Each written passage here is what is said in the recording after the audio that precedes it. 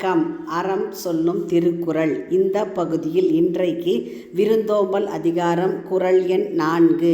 அகன் அமர்ந்து செய்யாள் உறையும் முகன் அமர்ந்து நல் விருந்து ஓம்புவான் இல். இப்போ இந்த குறளுக்கு பொருள் பார்க்கும்போது முகன் அமர்ந்து நல் விருந்து ஓம்புவான் இல். அகன் அமர்ந்து செய்யாள் உறையும். உறையும்னா தங்கும்னு பொருள். செய்யாள் அப்படிங்கிற வார்த்தை இங்கே யாரை குறிக்கும்னா திருமகளை குறிக்கும். செல்வத்திற்கு அதிபதியான இலக்குமியை குறிக்கும். செய் அப்படின்னு சொன்னால் வயல் அப்படிம்போம். வயல் வளமையாக இருக்கக்கூடியது. அப்போது செல்வ வளம் தரக்கூடிய திருமகள் நிலைத்து வாழ்வாள். எங்கே அப்படின்னு கேட்டோம்னா முகன் அமர்ந்து நல்விருந்து ஓம்புவான் இல். இல்னா இல்லம்.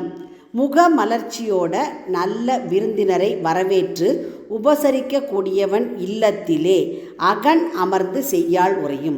திருமகள் எப்படி தங்கியிருப்பான் வள்ளுவர் சொல்கிறாருன்னா அகன் அமர்ந்து உள்ளத்தில் மகிழ்ச்சியோடு அந்த வீட்டில் தங்கி இருப்பாள்.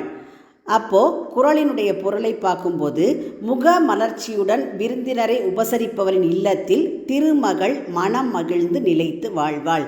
திருமகள்னா செல்வம் என்று குறள் கூறுகிறது. விருந்தினரை வரவேற்கும் போதும் உணவளிக்கும் போதும் மனம் திறந்து முக மலர்ச்சியோட உபசரித்தல் வேண்டும். அந்த வீட்டில் செல்வம் பெருகி நிலைத்து நிற்கும் அப்படிங்கிறத தான் குறள் வலியுறுத்துகிறது. இதில் அகன் அமர்ந்து அப்படின்னா மன மகிழ்ந்து அல்லது உள்ளன்போடு. இப்போ நம்ம சாதாரணமாக சொல்லுவோம் பழமொழி, அகத்தின் அழகு முகத்தில் தெரியும். வீட்டிற்கு வரக்கூடிய விருந்தினரை முகத்தில் எந்த விதமான கடுகடுப்பும் இல்லாமல் உள்ளமும் புறத்தே வெளியே எல்லாமே மகிழ்ந்து நாம் அவர்களை வரவேற்று உணவளித்தல் வேண்டும். செய்யாள் உறையும். செய்யாள்னா திருமகள் தங்கி இருப்பாள். செல்வ வளம் தரக்கூடிய திருமகள் நிலைத்து வாழ்வாள்.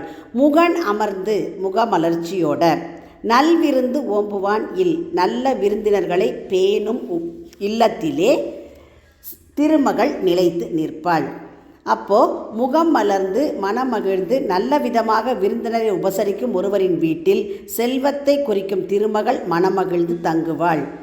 குறள் சுருக்கமாக என்ன சொல்லுதுன்னா பரந்த மனத்துடன் விருந்தினரை உபசரிப்பவரின் வீட்டில் திருமகள் நிலையாக குடியிருப்பாள். அவர்களுக்கு வாழ்க்கையில் எப்போவுமே பணப்பிரச்சனை வராது. குறளினுடைய பொருள், நல்ல விருந்தினராய் வந்தவரை முக மலர்ச்சி கொண்டு போற்றுகின்றவனுடைய வீட்டில் மன மகிழ்ந்து திருமகள் வாழ்வாள். மீண்டும் குறள், அகன் அமர்ந்து செய்யாள் உறையும் முகன் அமர்ந்து நல்விருந்து ஓம்புவான் இல்.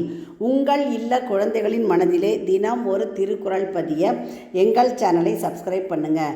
லைக் பண்ணுங்கள், ஷேர் பண்ணுங்கள், கமெண்ட் பண்ணுங்கள், சப்ஸ்கிரைப் பண்ணுங்கள். நன்றி.